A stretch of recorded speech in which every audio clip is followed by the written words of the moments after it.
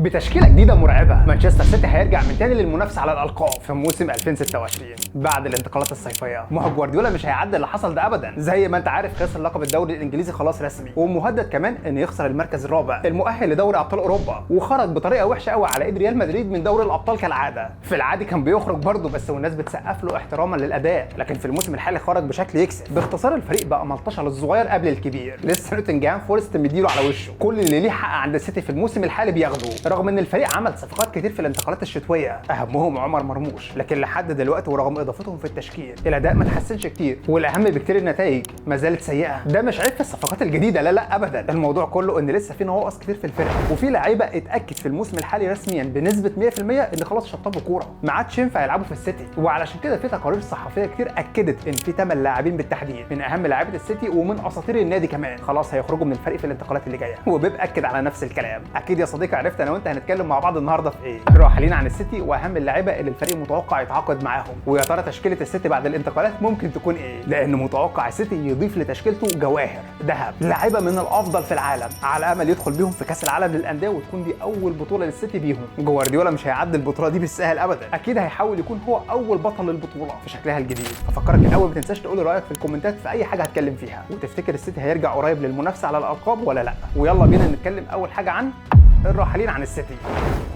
نبدا من مركز حراسه المرمى. من الانتقالات الصيفيه اللي فاتت وفي كلام كتير ان إيدرسون احتمال كبير يمشي من السيتي، وعنده اكتر من عرض من انديه الدوري السعودي، والحقيقه مش في السعوديه بس اللي مهتمين بيه، في اكتر من نادي اوروبي مهتم بيه جدا. وهو حارس من ناحيه السن، هو عمره مش كبير 31 سنه، وفي نفس الوقت مستواه كويس جدا. وخد بالك حط تحت الكلمه دي 200 خط، مستواه لما تيجي تقيسه على باقي لاعيبه السيتي هتلاقي ان هو يمكن من افضلهم كمان. لا في بعض الماتشات السيتي كان هيخسر فيها بنتائج كارثيه، هيخرج بفضايح زي مثلا ماتش ريال الذهاب، لكنه شال الفرقه وعمل كام تصدي حسن النتيجه. ولما تبص عليه في اغلب مباريات السيتي اللي شارك فيها اللي ما كانتش كتير بالمناسبه، كان واحد من افضل اللاعبين في الملعب. بيغلط طبعا بيغلط، مش هو نفس إيدرسون في افضل مستوياته طبعا ما فيش كلام. اللي عايز اقول لك هو مش من اسوأ لاعيبه السيتي ولا حاجه، لكن رغم كده في احتماليه كبيره ان هو يرحل عن الفريق ويتم التعاقد مع حارس بديل. حاليا بيتم التفاوض معاه، مين هو هقول لك بعد شويه. السيتي خلاص على وشك ان يحسم الصفقه دي. تعال نتكلم عن خط الدفاع، واحد من اكتر الخطوط اللي عانى منها في الموسم الحالي السيتي، واللي بسببها خسر مباريات كتير، لكن ما هوش اضعف الخطوط ابدا. لما تيجي تبص على تشكيله السيتي في الموسم الحالي في اي مباراه كده وانت مغمض، افتح كده اي تطبيق اي حاجه وشوف تشكيله السيتي لاي مباراه، وبعد كده افتح تشكيله السيتي للمباراه اللي بعدها او اللي قبلها، هتلاقي دايما خط الدفاع متغير. وده مش لان جوارديولا كالعاده يعني بيحب يعمل عمليه تدوير ويريح كام لاعب جنبه كده من باب الاحتياط ويدي فرص للعيبه ويعمل منافسه، لا لا لا ابدا، الموضوع مش كده. الموضوع ان هم اغلب الوقت مصابين، هو بيشوف مين متاح عنده ويلعبه، ده لو كان فيه متاح. الاصابات في الموسم الحالي قضت على خط دفاع السيتي، لكن رغم كل ده مش متوقع ان تحصل تغييرات كبيره على خط الدفاع. التغييرات هتكون قدام، وواحد من اكتر اللاعبين المتوقع رحيله هو جون ستونز، اللاعب اللي قدم مواسم ممتازه مع السيتي وكان واحد من اهم اسباب تحقيق الموسم التاريخي للسيتي في 2023، موسم الثلاثيه التاريخيه للنادي. لكن المواسم الاخيره مستواه صعب جدا وما بيرجعش من الاصابه، ولما بيرجع لسان حال بيب جوارديولا يا ريتك ما رجعت يا اخي، ارجع لنفس السرير اللي كنت عليه في المستشفى. اخطاؤه كارثيه دايما، اصبح شبه مؤكد ان هو خلاص هيمشي من الفريق، هو واكتر من لاعب تاني في الدفاع. بس عارف الضحيه اكتر فين؟ في نص الملعب. ده واحد من اكتر خطوط الفريق اللي هيحصل فيها غربله بمعنى الكلمه، لاعيبه كتير هتمشي ولاعيبه كتير هتضاف للتشكيله، وده لان خط الوسط اهم خط من خطوط الملعب، دول اللي بيشيلوا الفريق او يوقعوه. ولو سالت اي حد من المحنكين في اللعبه وتكتيكاتها هيقول لك ده اهم خط، ده اللي بيتبني عليه الفريق. معركه خط الوسط معركه المعارك، والدليل باختصار بص على اي فريق عمل حقبه ذهبيه في خلال سنين قليله حقق بطولات كتير، هتلاقي في شيء مشترك ما بينهم كلهم، كانوا بيمتلكوا خط وسط مرعب ومتنوع. زي مثلا برشلونه في 2009 كان عنده بوسكيتس وتشافي ونيستا، مدريد كان عنده كازيميرو ومودريتش وتوني كروز، حتى السيتي نفسه لما وصل لنهائي دوري ابطال اوروبا مرتين. مين كان خط الوسط؟ رودري ودي بروين وجوندوجان. وبالنسبه لدي بروين وجوندوجان دول كانوا في افضل مستوياتهم وافضل حالاتهم، ودول لما كانوا في التوب ليفل بتاعهم كانت لعيبه تقيله جدا، ما تبصش عليهم دلوقتي. اكيد انت فاهم قصدي كويس. وبما ان احنا جبنا سيره الاثنين دول بالتحديد فهم اول الراحلين عن السيتي في الانتقالات اللي جايه. وطبعا جوندوجان اولا اللي بيب جوارديولا رجعه للفريق من تاني من برشلونه على امل انه يكون هو نفس اللاعب اللي مشي من الفريق، اللي هو بيضيف لي 60 70% 80%، مش اعلى ليفل ليه بس برضه بيعمل اضافه. وهو الحقيقه قدم موسم مش وحش مع برشلونه، لكن لما رجع مشطب كوره خلاص، ما عادش عنده اي اضافه يعملها. هو ممكن على فكره يعمل اضافه بس مع فريق جاهز، مع فريق مكتمل الصفوف وهو بينزل كتبديله مثلا يعمل حاجه، لكن هو يشيل فريق على كتفه ويعمل بيه حاجه لا، صعب عليه دلوقتي. ما تنساش ان عمره 34 سنه. جندوجان بنسبه 100% هيرحل بنهايه الموسم، وهياخد في ايديه كده دي بروين اللي بيعتبر واحد من اهم صانعين الالعاب في تاريخ الدوري الانجليزي كله، مش بس في تاريخ السيتي. لاعب لو هنتكلم عن التاريخ مش هنخلص، محتاجين حلقه خاصه ليه وامكانياته وقدراته وموهبته، لكن في الفتره الاخيره زي ما انت عارف خلاص ما عادش عنده حاجه يقدمها للفريق. على فكره ما زال دي بروين في بعض المباريات كده يديك لمسه، حاجه كده من ريحه زمان، يصنع هدف بطريقه مجنونه، ليه لمسته برده ولكن كل فين وفين. ضيف عليهم كمان من لاعيبه خط الوسط المتوقع رحيلهم كوفازيتش، اللاعب اللي بيعتمد عليه في الموسم الحالي بيب جوارديولا بشكل كبير. هجوميا دايما بيعمل اضافه بشكل مقبول، لكن دفاعيا دايما عنده كوارث. كمان من ضمن اللاعبين اللي في كلام عن رحيلهم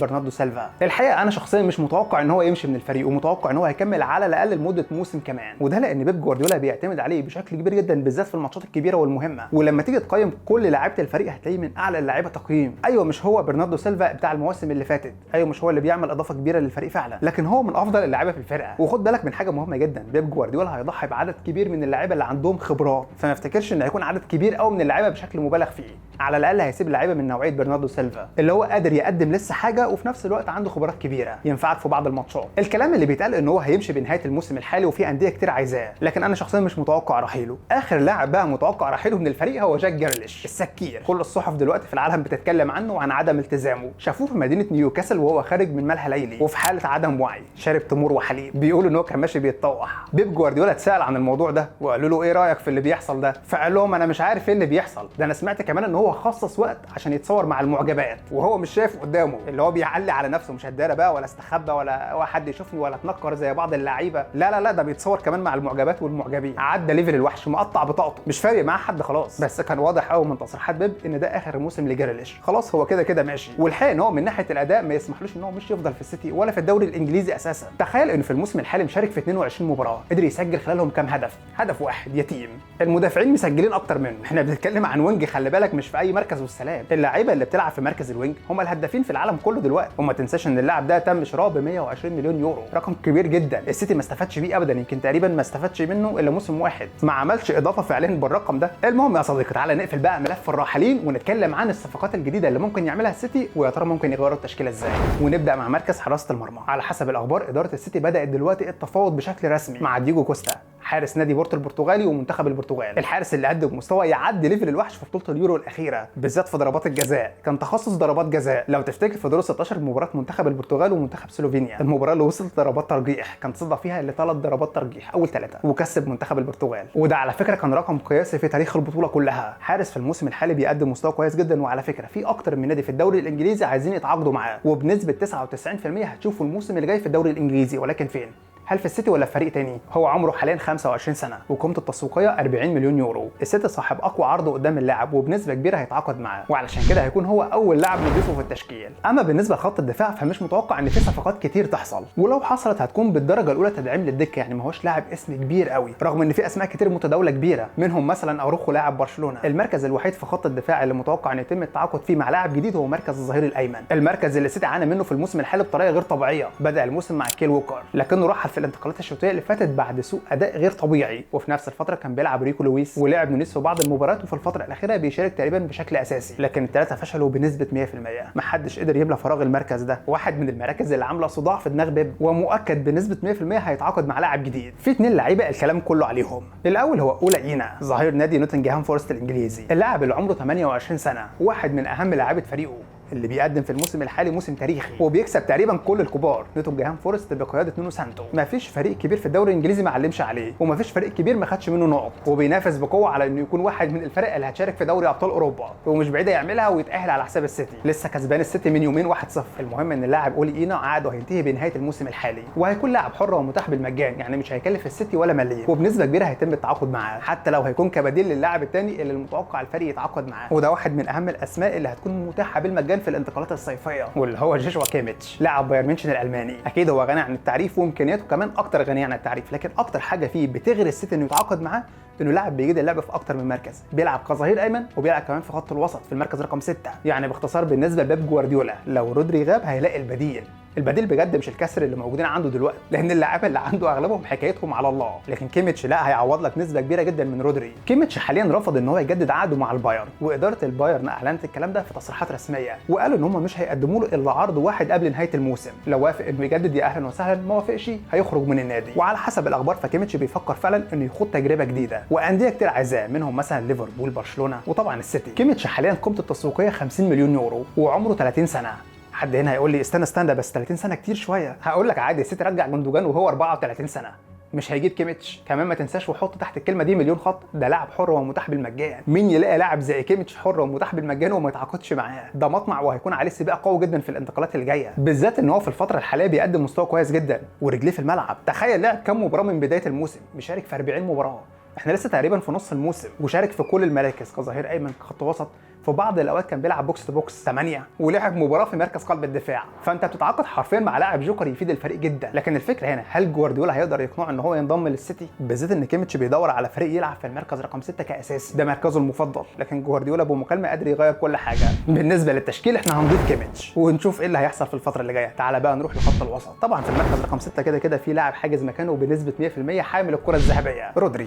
خلاص رجع من الاصابه، حاليا بدا يتدرب، او بمعنى ادق في المرحله الاخيره من العلاج. قبل نهايه الموسم الحالي هيكون بدا يشارك كمان، يعني هيكون جاهز لكاس العالم للانديه. وهنا بنروح لاهم لاعب ممكن يتعاقد مع السيتي في الانتقالات الصيفيه، لاعب هينقل خط الوسط بمعنى الكلمه، هيخليه في ليفل تاني، هينقل الفريق كله ومش بس خط الوسط، وهو فيرتس، لاعب ليفركوزن الالماني. لو انت ماشي في الشارع كده وخبطت في اي حد صدفه وسالته قول لي على 3 أو 4 لعيبه هم الافضل في العالم في خط الوسط، من غير ما يفكر كتير هيكون واحد منهم فيرتس، لاعب استثنائي بمعنى الكلمه، وبيقدم مواسم استثنائيه، مواسم مش موسم، خلي بالك تفرق كتير. موسم عادي في لعيبه كتير بتعمل موسم وتختفي، لكن مواسم دي حاجه صعبه جدا، وبالذات على اللعيبه الصغيره. في الموسم الحالي لحد دلوقتي مشارك ما بين الدوري الالماني ودوري الابطال في 34 مباراه، قدر يسجل خلالهم كام 15 هدف ويصنع 12، يعني مساهم في 27 هدف، ارقام ممتازه جدا بالنسبه للاعب خط وسط. وهو لاعب دايما وانت بتتفرج عليه يبهرك، يحسسك ان هو جاي من الجيل الذهبي للبارسا، لاعب الكره الجامد قوي، الحريف اللي بيشوف حاجات احنا ما بنشوفهاش، اللي دايما عنده تمريرات خارقه للعاده، سريع جدا وهداف. الارقام التهديفيه دي مش في الموسم الحالي بس، كمان في الموسم اللي فات مساهم في 38 هدف، لاعب بيمتلك فعاليه كبيره قوي على المرمى. خد بالك من النقطه دي وحط تحتها 200 خط،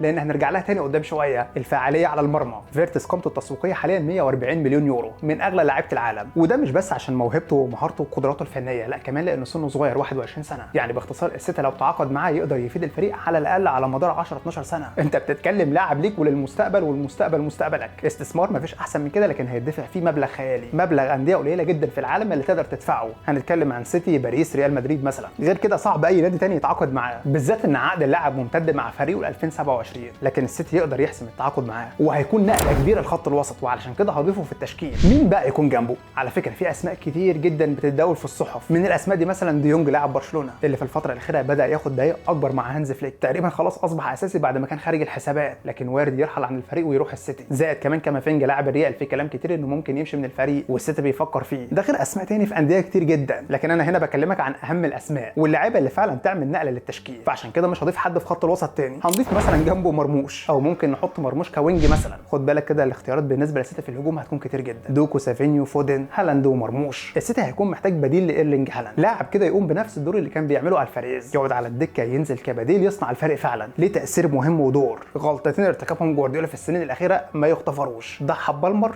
وجوليان الفاريز، دول يتسابوا ولا حد يمشيهم من فريقه، ده لو مدرب تاني كانت الناس كلت وشه، كان بطل تدريب. بالنسبه لخط الهجوم في التشكيله هستنى تقول رايك ايه افضل توليفه، وخد بالك مرموش لازم يكون في التشكيله وهقول لك ليه. ونجات السيتي في الموسم الحالي اهم نقاط ضعفه لانهم مش بيسجلوا اهداف، ما عندهمش فعاليه على المرمى، وده تشوفه وهتتصدم، هتصدم بمعنى الكلمه لما تبص على ارقامهم. تعال نبص عليها مع بعض. سافينيو لعب 37 مباراه مسجل هدفين بس، دوكو لعب 26 مباراه مسجل 6، جريليش لعب 26 مباراه مسجل هدف، فودن افضلهم يعتبر نسبيا لعب 37 مسجل 10 اهداف، ارقام سيئه جدا وما تلاقيش ابدا بونجات اي فريق في الدوري الانجليزي مش السيتي. انت عارف ان مجموع اهدافهم كلهم 19 هدف، مرموش لوحده مسجل اكتر منهم، في الموسم الحالي مسجل 23 هدف، وعلشان كده بقول لك ان هو لازم يكون موجود في التشكيله، لان ما ينفعش يكون عندك لاعب بالفعاليه دي وفي الاخر تخليه على الدكه مثلا، او تلعبه في مركز مش احسن حاجه بالنسبه له، ده لازم تخصص له مكان مهم في التشكيل، لان لما بيكون عندك لعيبه في التشكيل في خط الهجوم بتسجل بال20 وال30 وال40 هدف في الموسم، هم دول اللي بيصنعوا الفارق بمعنى الكلمه، وبيخلوا فريقك ترتيبه مختلف، غير لو عندي لعيبه بتعمل كل حاجه في الكوره وفي النهايه مش بتسجل؟ هتضيعني وهتضيع الفريق. هستنى تقول لي على توليفه الافضل من وجهه نظرك للسيتي في الهجوم، وهل تفتكر الصفقات دي هتتم فعلا ولا لا؟ ولو حصلت هل الفريق قادر يخطف كاس العالم للانديه وتكون دي نقطه عوده بيب اللي من بعدها يكتسح الفرقه كالعاده ولا لا؟ كمان ما تنساش الاشتراك في القناه وتفعيل الجرس عشان يوصلك دايما تنبيهات بالحلقات الجديده، واهم من كل ده اللايك للفيديو. اشوفك الفيديو الجاي، سلام.